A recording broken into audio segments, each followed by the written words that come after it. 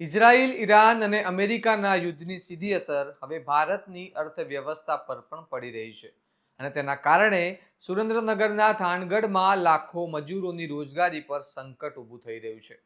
ફેક્ટરીઓમાં જરૂરી ગેસના ભાવમાં અચાનક ધરખમ વધારો નોંધાતા ફેક્ટરીઓને તાળાબંધી કરવાની ફરજ પડી રહી છે. ત્યારે આ મામલે સમગ્ર પંથકમાં ચિંતાનો માહોલ સર્જાયો છે અને એકાએક આવેલા આ સંકટે સરકારની નીતિ પર ગંભીર સવાલો ઊભા કર્યા છે. શું છે સમગ્ર મામલો? કેમ વેપારીઓ ચિંતામગ્ન થયા છે? આવો વિગતે વાત કરીએ આ અહેવાલમાં.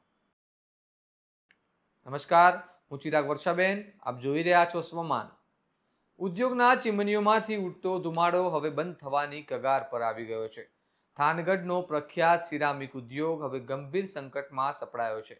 ગેસના ભાવમાં થયેલા ધરખમ વધારાએ સમગ્ર ઉદ્યોગને તાળાબંધી તરફ ધકેલી દીધો છે, જેના કારણે હજારો પરિવારોની રોજીરોટી પર સીધી અસર પડી રહી છે.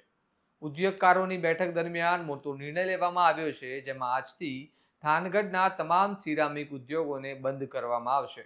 આ નિર્ણયમાં સ્પષ્ટ કરવામાં આવ્યું છે કે હાલની પરિસ્થિતિમાં ગેસના વધેલા ભાવ સાથે ઉત્પાદન ચાલુ રાખવું શક્ય નથી.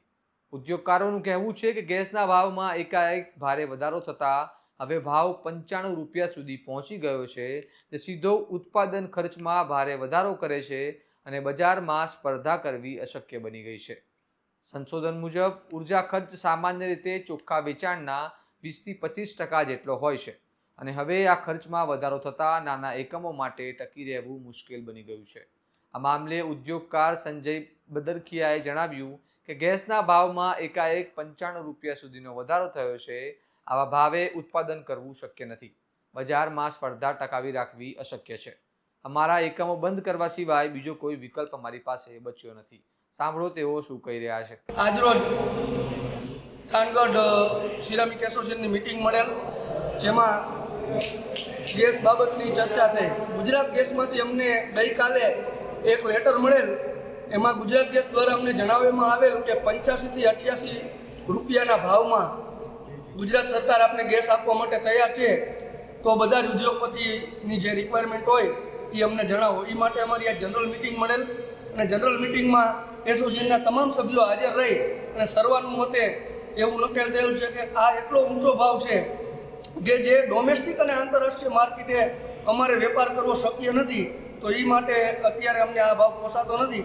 સરકારશ્રીને અમારી વિનંતી છે કે પ્રત્યક્ષ અને પરોક્ષ રીતે જે 40,000 મજૂરોને જે રોજગારી પૂરું પાડી રહ્યું છે થાનગઢ સિરામિક, તો એ રોજગારીનો પણ પ્રશ્ન ન આવે અને સિરામિક પૂર્વવ્રત ચાલુ થાય, એના માટે અમને જૂના જ ભાવે ગેસ આપવા માટે અમે સરકારશ્રીને વિનંતી કરીશું. આ યુદ્ધની વચ્ચે આ પરિસ્થિતિમાં સૌથી મોટો ફટકો 1 લાખથી વધુ કામદારોને લાગવાનો છે, કારણ કે ઉદ્યોગો બંધ થતાં તેમની છૂટા કરવાની ફરજ પડી રહી છે અને રોજગારીનું મોટું સંકટ ઊભું થયું છે, જે સમગ્ર વિસ્તાર માટે ચિંતાજનક સ્થિતિ ઊભી કરી રહ્યો છે.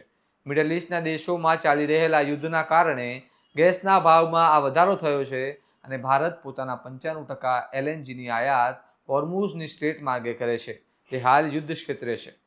મુખ્ય સપ્લાયર કતારે ફોર્સ મેજ્યોરના કારણે સપ્લાય સ્થગિત કરી છે.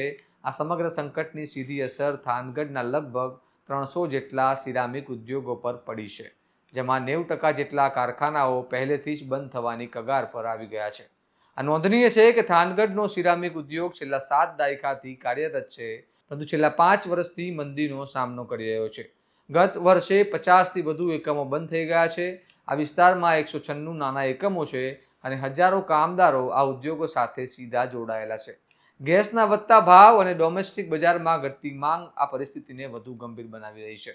સંશોધન સંસ્થા નુવામાના અહેવાલ મુજબ ઉદ્યોગમાં હાલ ગેસના વધતા ભાવને કારણે ઉત્પાદન ખર્ચમાં 5%નો વધારો થયો છે અને 10 થી 20% વધુ વધારાની શક્યતા છે. જો ગેસની અછત 1 મહિનાથી વધુ ચાલુ રહેશે તો પુરવઠામાં મોટી અછત સર્જાશે.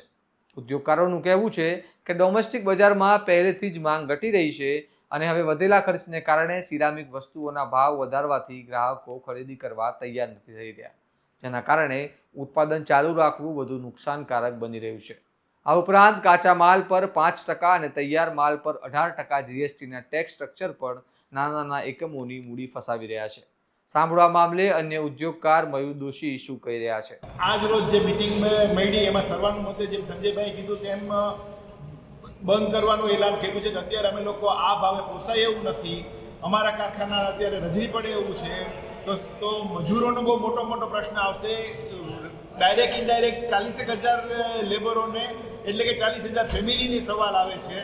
તો સરકારશ્રીને અમારી નમ્ર નિવેદન છે કે અમને ગમે તેમ કરીને એમાં રાહત આપે, પ્લસ જે બેંકના ને એ બધા જે હપ્તા ને એ બધું ઇન્ટરેસ્ટ, વ્યાજ અને ફિક્સ ખર્ચા છે એ બધા અગણિત રીતે વધતા જવાના છે. તો એમાં પણ અમને સરકારશ્રી ગમે તેમ કરીને મદદ કરે એવી અમારી સરકારશ્રીની નમ્ર અપીલ છે.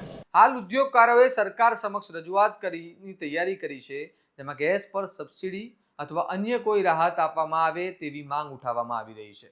તાજેતરમાં જ ગુજરાત સરકારે થાનગઢ અને મોરબીના સિરામિક એકમો માટે ગેસના ભાવમાં પ્રતિ ઘન મીટર ₹40.50નો ઘટાડો કર્યો હતો, પરંતુ હાલની કટોકટી તેનાથી ઘણી મોટી છે. હવે જોવાનું રહ્યું કે સરકાર આ ગંભીર પરિસ્થિતિને કેવી રીતે હેન્ડલ કરે છે અને ઉદ્યોગકારો તથા શ્રમિકોને રાહત આપવા માટે શું નિર્ણય લે છે. પરંતુ હાલ માટે થાનગઢનો સિરામિક ઉદ્યોગ જીવન મરણના સંઘર્ષમાં ફસાઈ ગયો છે.